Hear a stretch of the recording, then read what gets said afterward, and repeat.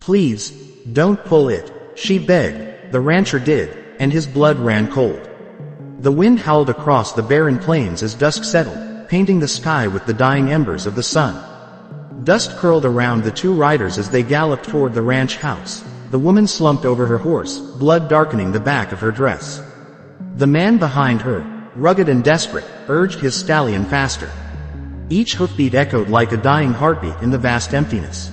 When they finally reached the wooden cabin, she almost fell from the saddle.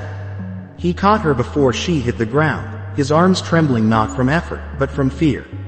Her name was Clara. His was Thomas Grady, a rancher hardened by years of drought, death, and the unforgiving frontier. But nothing had prepared him for this. 3 arrows lodged deep in her back, their crimson feathers trembling with every shallow breath she took. He laid her gently on the rough-hewn table inside, brushing hair from her pale face. "Stay with me, Clara. I'll get them out," he said, his voice cracking. She shook her head weakly, eyes glassy from pain. "Please, don't pull it," she whispered, barely breathing the words. "You don't understand." Thomas hesitated, staring at the shafts jutting from her back. "If I don't, you'll die." Her lips quivered. "If you do, you'll see what they did to me." Before he could ask, her eyes rolled back, and she fell unconscious. The storm outside deepened, wind slamming against the cabin walls as though nature itself tried to warn him away. He grabbed his knife, heated it in the fire, and reached for the first arrow. His hands trembled as he steadied himself. Then, with a slow, deliberate motion, he pulled. The sound wasn't what he expected. Not the sickening tear of flesh, but a low hum, deep and resonant, like the earth exhaling through her wound. His breath caught. The arrow wasn't ordinary. Its tip gleamed unnaturally, pulsing faintly like a dying ember. Then, for an instant, the light spread through Clara's veins. She convulsed. Her body arched, her scream filling the cabin. Shadows flickered across the walls, moving, shifting shapes that had no source, no substance. Thomas staggered back, knife falling from his hand. The light in the wound dimmed, then went out, leaving only blood and silence. Clara lay still. He pressed his hand to her pulse. Faint, still there. Relief washed over him until he noticed something else. The air had grown colder. Frost formed along the edge of the window pane, and his breath fogged in front of him. Outside, the horses whinnied and tore free of their reins, bolting into the darkness. Then she opened her eyes. Not the soft hazel he knew, but a pale, shimmering gray, the color of storm clouds. She sat up slowly, impossibly strong for someone who'd been bleeding out moments ago. "Thomas," she said, her voice no longer trembling, but hollow. "You shouldn't have done that." He backed away. "Clara, what did they do to you?" She looked down at her hands, turning them over as though seeing them for the first time. "They marked me. The arrows weren't meant to kill. They were meant to carry something back." He didn't understand, but he could feel it, a presence in the room, something unseen pressing against his chest, whispering at the edge of hearing. Clara clutched her head, gasping. "They're here. They can't find me again. You have to burn it." "Burn what?" "The arrow," she said, pointing weakly toward the one lying on the table. "Before it calls them back." Thunder shook the cabin. The fire sputtered. Thomas snatched the arrow and threw it into the flames. For a moment, nothing happened. Then the fire erupted, roaring with unnatural force, turning blue-white.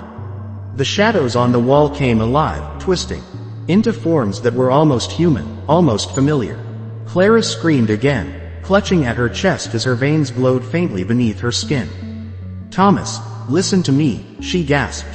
"If they find me through the mark, they'll take everything. The ranch, the valley, you." He reached for her, desperate to hold her still. "You're talking nonsense." The door burst open. 3 men stepped inside, dripping wet from the rain. Their faces were grim, their eyes sharp.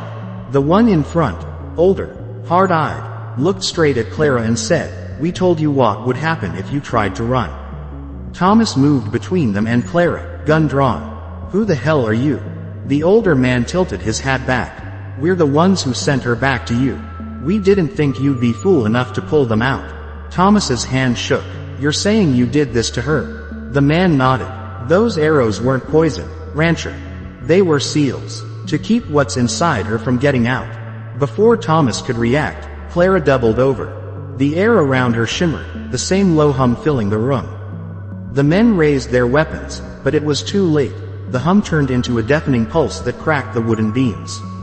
A blinding light burst from her back, throwing everyone to the ground. When Thomas opened his eyes, the world was silent. The men were gone, or rather, what was left of them was. Only ash remained, scattered across the floor. Clara knelt in the center of the room, trembling, her dress torn and her hair falling loose around her face. Her eyes met his, pleading, terrified. "I told you not to pull it," she whispered. "Now it's free." The wind outside died abruptly. No sound, no movement. Then, slowly, the shadows crept back toward her, winding up her arms, caressing her skin like smoke. Thomas tried to reach her, but his legs wouldn't move. The air was heavy, suffocating. "Clara," he shouted. "Fight it." She shook her head. "It's not me anymore." Her voice broke. "Run, Thomas." He couldn't. He wouldn't. He stepped forward, forcing his body against the invisible weight pressing him down. "I won't leave you." The moment he touched her hand, the shadows recoiled, as though burned by his touch. For a heartbeat, the gray drained from her eyes, replaced by the woman he remembered. "You still have light in you," she said softly. "Keep it. Don't let it die like I did." Then she smiled, faint, broken, and the room erupted in flame. Thomas stumbled backward, the heat searing his face. He tore through the door into the storm, gasping for air. Behind him, the cabin blazed like a beacon in the night. He turned once, just once, to look, and through the inferno, he saw her standing, untouched by the fire, her eyes glowing like the heart of a storm. She raised her hand as if to say goodbye, and then the fire swallowed her whole. Days later, the rain stopped. The ranch was nothing but ash. But in the ruins, where the hearth once stood, Thomas found something half buried in the soot. An arrowhead, cold and black, still pulsing faintly as if alive. He stared at it, his reflection warping in its dark surface. The echo of her last words rang in his mind, "Don't pull it." But he had. And now, every night, when the wind swept across the plains, it whispered her name. The wind carried ash for days after the fire. It rolled across the empty land in gray waves, clinging to the grass, the stones, and the skin of the lone man who wandered through it. Thomas Grady had not spoken in nearly a week. The only sound that left his cracked lips was the rasp of his own breath. He hadn't eaten more than a handful of dry beans since the night the cabin burned. The storm had passed, but its shadow still lingered in the sky, clouds that didn't move, heavy and watching, as though the heavens themselves refused to forget. He kept the arrowhead in his pocket. Some nights, he felt it pulse against his thigh, like a second heartbeat that didn't belong to him. Once, when he tried to throw it into the river, it sank without a splash and then appeared again the next morning, resting beside his bedroll. He'd stopped trying to get rid of it after that. On the seventh night, he camped near the canyon rim. The fire he built was small, the flames no taller than his palm. He didn't want attention, though he couldn't have said who or what might come looking. As he stared into the fire, something changed in the air. A faint hum, low and rhythmic, carried through the earth beneath him. It reminded him of that terrible sound in the cabin when he'd pulled the arrow free from Clara's back. His stomach turned cold. He rose to his feet, listening. The sound was faint, but it was there, coming from the canyon below. He peered over the edge, into the blackness. Nothing. Just the whisper of wind brushing against stone. Then a flicker of light caught his eye, deep down among the rocks. Not firelight, but something colder, flickering with an eerie blue hue. He didn't want to go down there. Every part of him screamed not to. But his feet moved anyway, as if pulled by something unseen. He slid down the rocky slope, dust coating his hands and face, until he reached the bottom. The air was thick, still, unnaturally so. The light came from a narrow crevice in the canyon wall. He crouched and slipped inside. The space opened into a hollow carved by time and water. And there, at its center, lay a pool no wider than a wagon wheel, glowing faintly with that same blue light. The surface shimmered as if alive, its glow pulsing in slow rhythm with his heartbeat. He stepped closer, and his reflection stared back. Hollow eyes, cracked lips, beard grown wild. But then another shape appeared beside his reflection. Clara, Her face emerged from the water like a memory half forgotten, her hair flowing like smoke around her. "Thomas," she whispered, voice trembling like a ripple. "You shouldn't be here." He stumbled backward, falling to one knee. "Clara, you weren't meant to follow," she said. "You can still turn back." He shook his head, anger breaking through his fear. "I watched you burn. I buried what was left of you. Now you're here. What kind of trick is this?" Her eyes, pale and endless, locked on his. "Not a trick, a tether. You pulled the arrow, and our lives are bound. But I'm not alive, not like you think. I'm caught between what was and what they made me." He reached for the arrowhead in his pocket, holding it up. "This thing is the heart of it," she finished, her voice hardening. "As long as it beats, the thing that marked me is still awake. It waits for you now, because you carry the piece it lost." He stared at the arrowhead. Its pulse grew stronger, matching the quickening rhythm of his own heart. "How do I stop it?" Clara's image flickered, her form shuddering like smoke torn by wind. "There's a place east of here," she said faintly. "A black ridge, where the earth still remembers fire. There's an altar hidden in the stone, the one they used to bind me. You must return the arrowhead to it. But you won't be alone. They'll come to stop you." "Who?" he asked, though he already knew the answer. "The ones who sealed me," she said, voice breaking. "And the one that owns the mark." Before he could say another word, the ground trembled. The glow beneath the pool turned red, violent. Clara's image twisted, her face contorted in silent agony. "Go," she screamed, "before it finds you." The pool erupted, spraying molten light. Thomas stumbled out of the cavern, scrambling up the rocks as the canyon shook beneath him. When he reached the rim, the night sky was alive, storm clouds rolling fast and furious, lightning crackling red through their depths. He mounted his horse, spurred it hard, and rode east. For 2 days, he followed the directions she'd given him. Each mile brought stranger sights. Animals fled at the sound of his approach. Birds fell silent. Once, he saw 3 riders on a distant ridge, black silhouettes against the storm. Always there, never closer, never farther. On the 3rd night, as he set camp, the fire refused to burn. The wood hissed and turned to ash the moment the spark touched it. He wrapped himself in his coat and waited for morning, but sleep didn't come. When dawn broke, he saw the ridge. Black and jagged, it rose from the earth like the spine of a buried beast. The air smelled of iron and burnt stone. As he neared, the horse began to tremble. Its breath came in quick, panicked bursts. Thomas dismounted, patting its neck. "Go on," he whispered. The horse bolted without a sound. The climb was steep. The higher he went, the darker it became, until even the sun seemed afraid to touch the stone. He found the entrance to a narrow pass, marked by a circle of charred bones. At the center of it stood a wooden post, and nailed to it, the half-burned body of one of the men who had come for Clara that night. His eyes were gone, but his mouth was open, frozen in a scream that had never ended. Thomas turned away, heart pounding. A whisper rose behind him. "Thomas Grady," it said softly, with a voice like sand sliding through glass. He spun, drawing his revolver. No one was there, only shadows moving along the rocks. He kept walking, gun drawn. The whispers followed, first one, then many, overlapping, murmuring, growing louder. He felt their words crawl under his skin. "The blood remembers. The fire binds. You opened the gate." Then the ground fell away.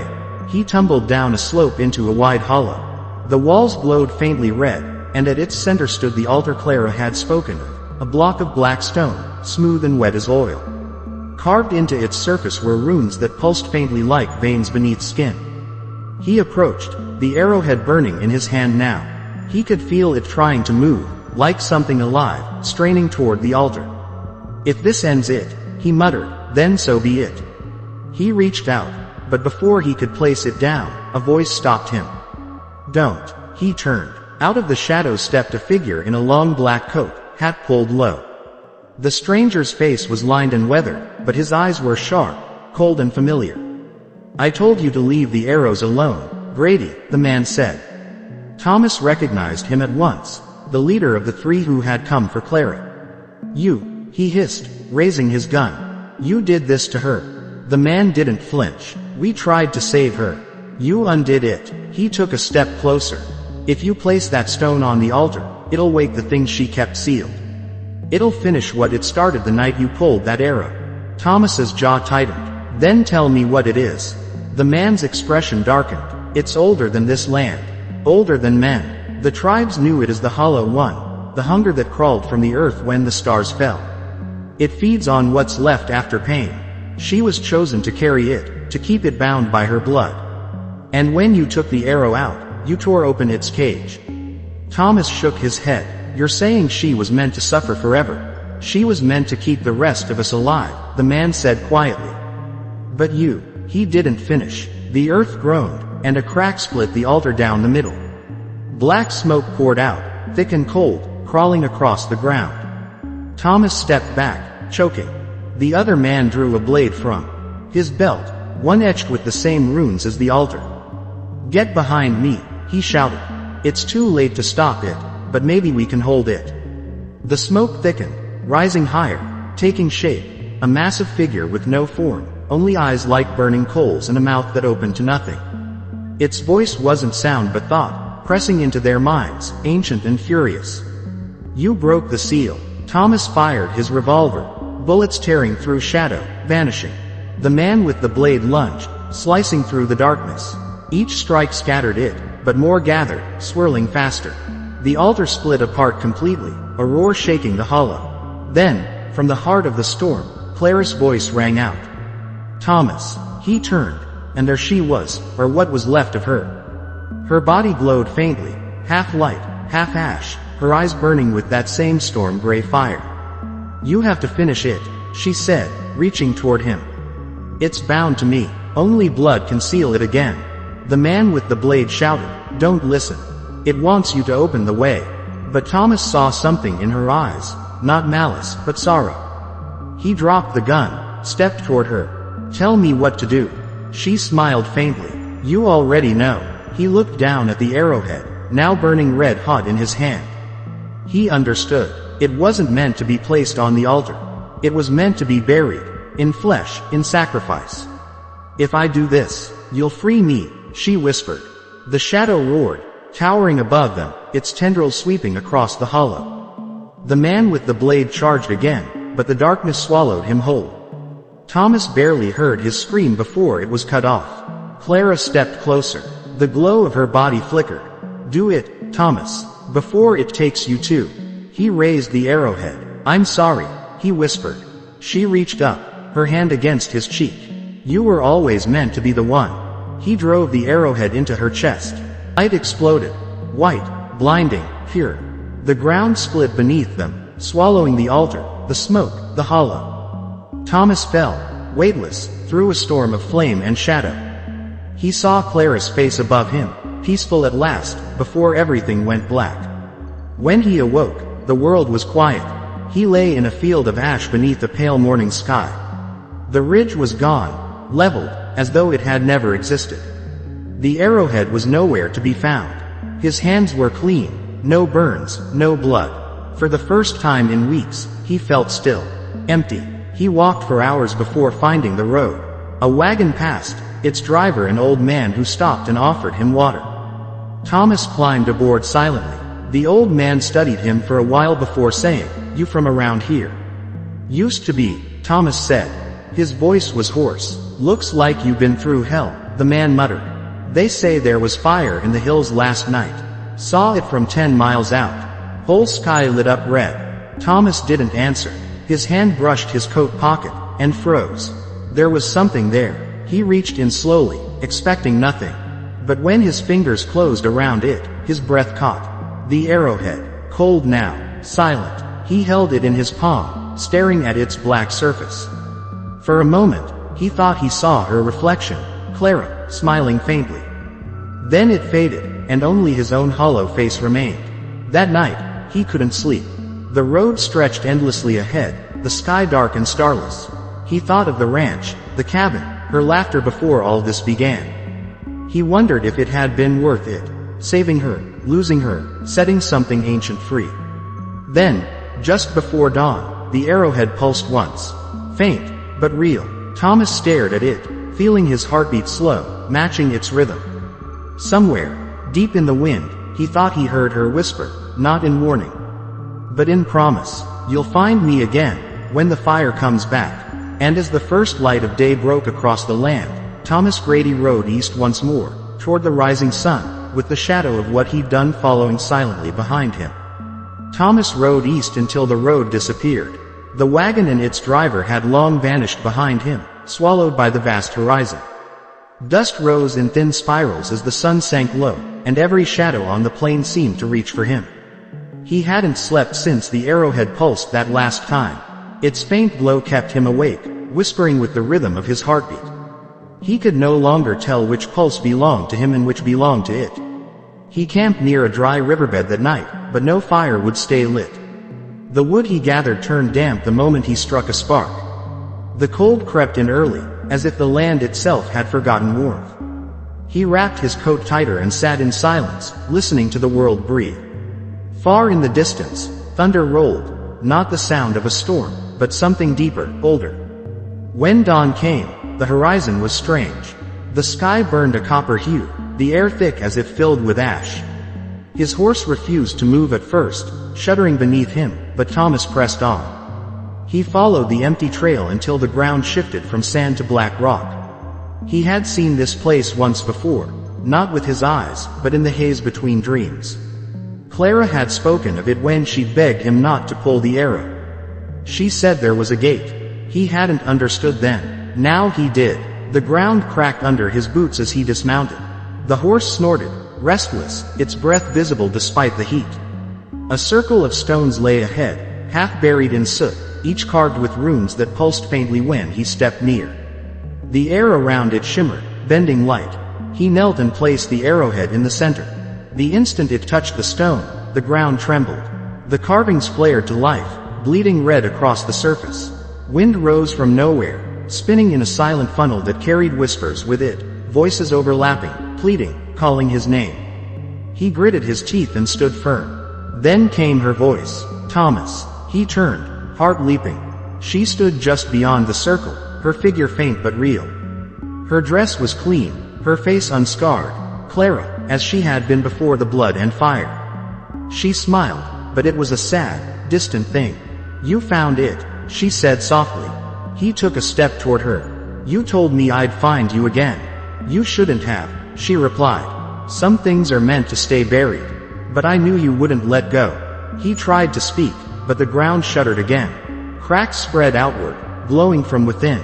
From beneath, a low moan rose, not human, not animal, but vast and hollow. The air stank of iron and rain. Clara's eyes darkened. "It's waking. It can smell the blood that freed it. It's still bound to you, Thomas. As long as you carry the mark, it can never rest." He glanced down. For the first time, he saw faint veins of black spreading from his wrist up his arm, pulsing in rhythm with the arrowhead. "Then how'd I end it?" "You can't end it," she said. "But you can contain it. The blood that freed it must seal it again. Yours, not mine." That's why it let me go. The wind howled louder. Shapes began to rise from the cracks. Smoky figures like the ones he'd seen in the cabin, eyes glowing faint red. They circled the stones, whispering in tongues he couldn't understand. Clara stepped closer, her face drawn with fear. "They'll try to stop you," she said. "They serve it now. The hollow one feeds on their fear." Thomas drew his revolver, though he knew bullets wouldn't help. "I've come too far to turn back." One of the shadow forms lunged, and he fired instinctively. The shot tore through it, dispersing the smoke, but the creature reformed seconds later, stronger, denser. Clara raised her hand, and light flared from her palm, scattering the others. "Hurry," she urged, "before it consumes everything." Thomas stepped back into the circle. The runes beneath his boots burned white now, and the arrowhead pulsed faster, vibrating against the stone. He could feel its call in his bones. "Tell me what to do." Clara's voice trembled. "You have to give it back what it took, your light. The part of you it's already claimed." He knew what that meant. The black veins, the whispers that haunted his sleep, the hollowness that grew inside him every time the arrowhead pulsed. It had been feeding on him, binding itself through him. To stop it, he'd have to give himself completely. The shadows shrieked. The ground split wider, and a massive form began to rise, a shape too vast to see all at once, its edges blurring with the sky. Eyes like burning coals opened in the smoke. When it spoke, the sound shook the air. "You broke the seal, little flame. You cannot unmake what you've set free." Thomas stood his ground. "I can damn well try." The creature's laughter was like thunder. "You are mine already. The mark is your chain. When your heart stops, I will wear your face and walk your world." Clara stepped in front of him, her body glowing brighter, her voice fierce. "Not while I still breathe." The Hollow One's tendrils lashed out, striking her across the chest. She fell, her light flickering. Thomas caught her as she collapsed. Blood, if it was still blood, soaked her dress, dark as ink. She looked up at him, her eyes fading. "Do it now," she whispered. Before it's too late. He wanted to say no. He wanted to find another way, but there was none. He pressed her hand to his chest, then picked up the arrowhead. It burned his skin, searing through flesh, but he didn't stop. He raised it high as the creature loomed above them. "I set you free," he said, voice breaking. "Now I'll bury you myself." He drove the arrowhead into his own chest. Pain exploded through him. Fire, ice, light, and darkness all at once. The runes around the circle flared blinding white. The Hollow One screamed, its voice shaking mountains, its body unraveling into 1,000 shards of shadow. Clara's light surged, wrapping around him, fusing with his own. The world folded inward, sky, earth, sound, until nothing remained but silence. When Thomas opened his eyes again, the ridge was gone. He lay in a field of green grass under a gentle dawn sky. The air was soft, the wind warm. His chest burned where the arrowhead had pierced him, but there was no wound, only a faint scar in the shape of a circle. Beside him lay Clara, peaceful, her eyes closed. He reached for her hand. It was warm, alive. Her chest rose and fell with steady breaths. "Clara," he whispered, his voice trembling. "It's over." Her eyes fluttered open. For the first time since that awful night, she smiled, a true smile, small and bright. "You did it," she said softly. He helped her sit up. The land around them shimmered with a strange, golden light. In the distance, the remains of the Black Ridge smoldered, dissolving into dust. "Where are we?" he asked. She looked around, then toward the horizon. "Not where," she said. "When. The Hollow One's power twisted the land. You sealed it outside of time. This place is what remains, a quiet corner the world forgot." He frowned. "So we're trapped here." She nodded slowly. "For now. Until the land remembers us again." Thomas looked at the rising sun. It felt real, warm, pure. He closed his eyes and let the wind wash over him. For the first time in a long while, there was no whisper in his mind, no hum in his blood, just silence, peace. They spent the day walking through the valley. Wildflowers grew in places where the ash had been, and clear water ran through what once was a scarred trench. As they walked, Clara told him what she remembered, flashes of light, of being bound between worlds, of the voices that had used her as a vessel. "It wasn't just pain," she said. "It was loneliness. I could hear everyone, but no one could hear me. Until you." He smiled faintly. "Guess I'm stubborn that way." As the sun dipped low, they found an old oak tree, the only one in sight.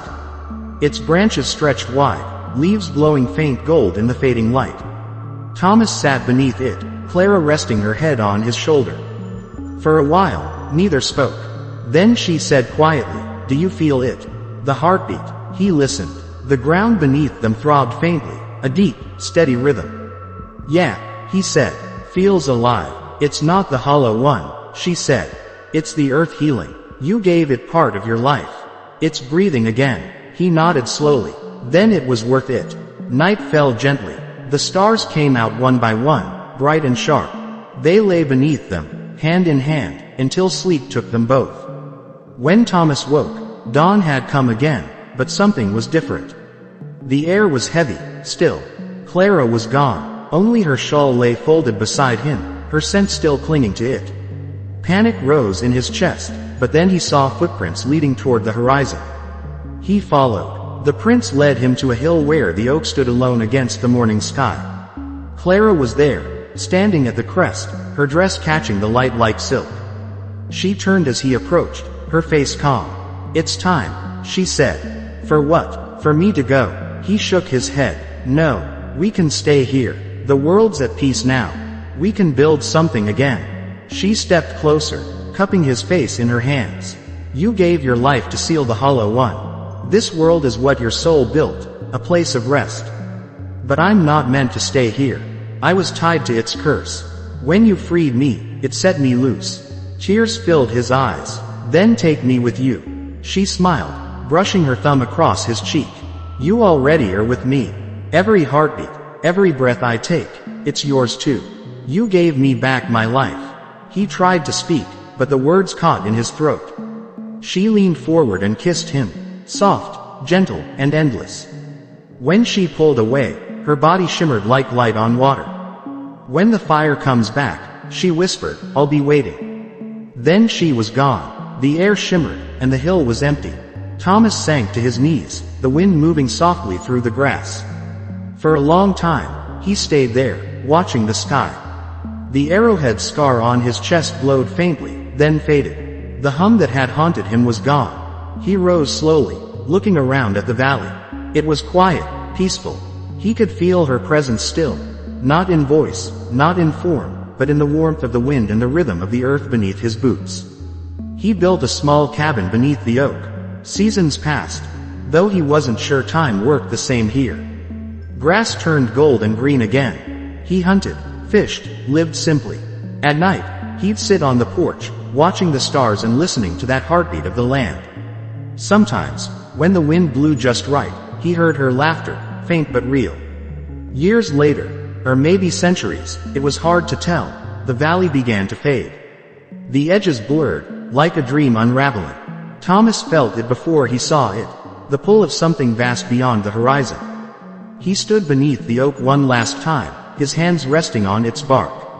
The tree pulsed faintly beneath his palms, alive and eternal. He smiled. "Guess it's time." He closed his eyes. The wind rose, carrying ash and sunlight together.